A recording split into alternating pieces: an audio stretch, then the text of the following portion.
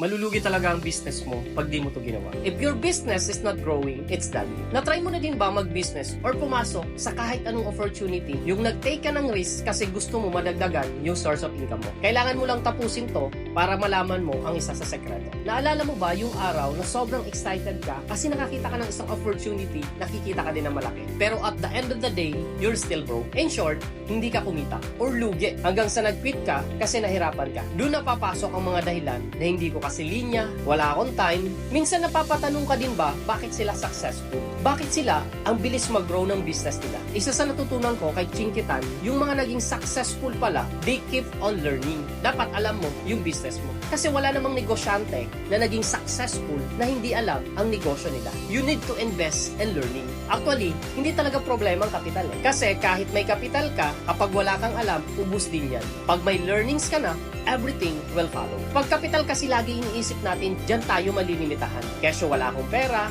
poor mindset tawag doon. Instead na saying na wala akong pera, mas maganda sabihin, paano kaya ako magkakapera para makapag-start ako ng business ko? Rich mindset, sabi nga ni Robert Kiyosaki. Kahit naman kasi may pera ka eh. Let's say, nag-engage ka sa business, tapos di natin inaral, lugi talaga yan. The key to success in business is not the money, but the learnings and ability to handle it. Kaya kung may nakikita ka na mga successful na ngayon, sure ako, nagsimula din yan from scratch. And sigurado ako, they invest and learning. First the principle, kung gusto mo mag-grow yung business mo, your learnings and ability to manage your business ay nag-grow din dapat. Kaya guys, kung gusto mo maging successful yung business mo ngayong taon, aralin mo muna to. Kung business din ang hanap mo na free yung learnings para magabayan, at sure magiging successful ka at para madagdagan ang pang-araw-araw na gastusin mo at pangangailangan ng pamilya mo, meron akong free content na ginawa, pwede mong panoorin to. Comment DM below at ipapasa ko sa iyo yung link. Again,